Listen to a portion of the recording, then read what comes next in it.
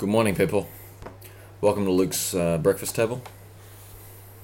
Would you like some coffee? Okay, I want to talk about something. So basically, I get lots of people saying to me like, "Oh, what camera should I buy? What lens do I need?" You know, like for some mystical reason, some camera is going to get you that photo that you want.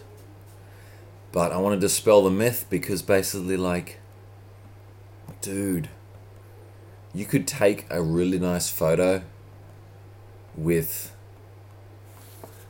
a box with a hole in the front of it and a piece of film in the back of it. That's what the original camera was. The word camera, if I remember correctly, it comes from the word camera obscura. It basically meant a box with a piece of film in it, like in the old days, like a piece of film. A piece of film is basically like it's like a piece of paper with some chemicals on it which react when light hits it.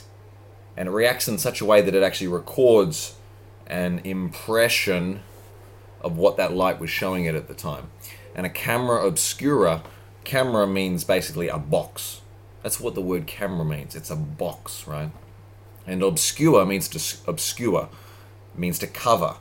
So you'd have a box with a piece of film in it, and you have a little hole in the front of it, and light would come through this hole, but you'd obscure this hole. You would cover up this hole until you were ready for it to see what you wanted it to see, and then you could literally just remove your hand for a second and then put it back, and then the box would record on the piece of film on the inside of it what the light was showing. That's what a camera is. So I think today it's so complicated, and yes, there are a million different reasons why you should drop a lot of money on a really nice camera, because there's some really nice cameras out there. But my point is, a nice camera does not make you a nice photographer. And literally, if you just understand what photography is all about, the word photo means light. You don't need to understand what the camera is. You need to understand light and how light does its thing. So I made an earlier video, like literally showing you can make a great portrait of someone using equipment that is so old and so cheap that you would just... Me 10 years ago, I would just like, oh man, that's just like an insult to even own that stuff, you know? But the truth is, man, like, it's like, okay, good. I see these reviews and stuff like that. They're like comparing, okay, good. Is a Nikon or a Nikon better than a Canon? Is a Fuji better than a Sony? And the answer is, they're all good. They're all good. There is no camera today that's better than another camera.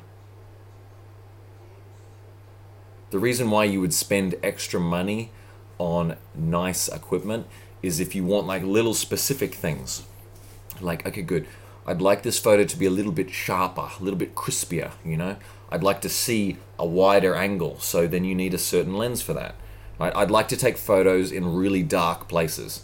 Okay, good. You'd need an expensive camera for that because you need higher level technology in your little digital box camera thing that's going to be able to make a dark scene at night look bright. That's what you spend money on. You do not spend money to learn photography. The way you learn photography is by practicing. And it's as simple as that. You want some more coffee?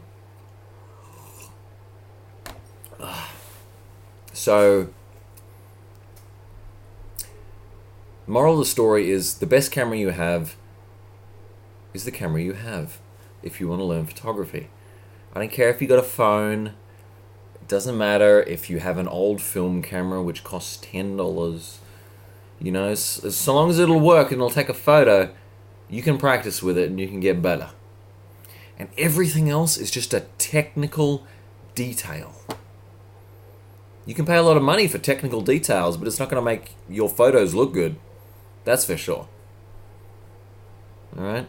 And true professional photographers, like think of it like this.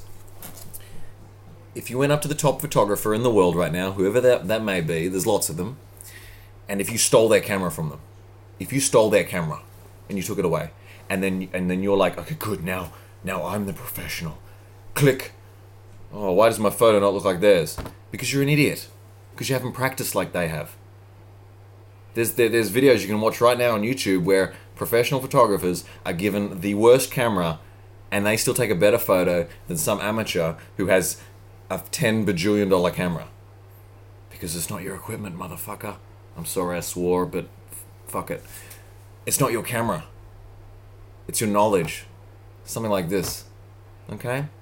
So, stop being a retard. Don't worry about your shopping list. If you own a camera and you're thinking, because I went through this myself. When I was like a teenager and I was first getting into photography, it's like, oh my god, this camera that I own, it is like 6 months out of date, and this new model just came, and now I'm not a good photographer because I need the new model, and all this marketing says blah blah blah blah blah blah.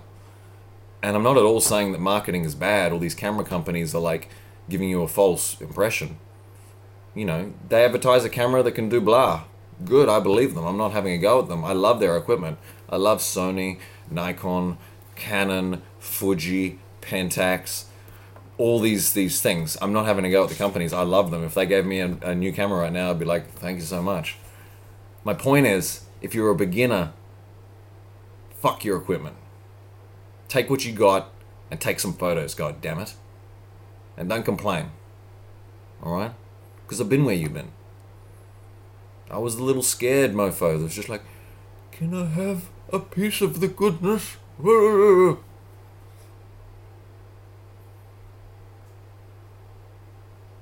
you like some coffee?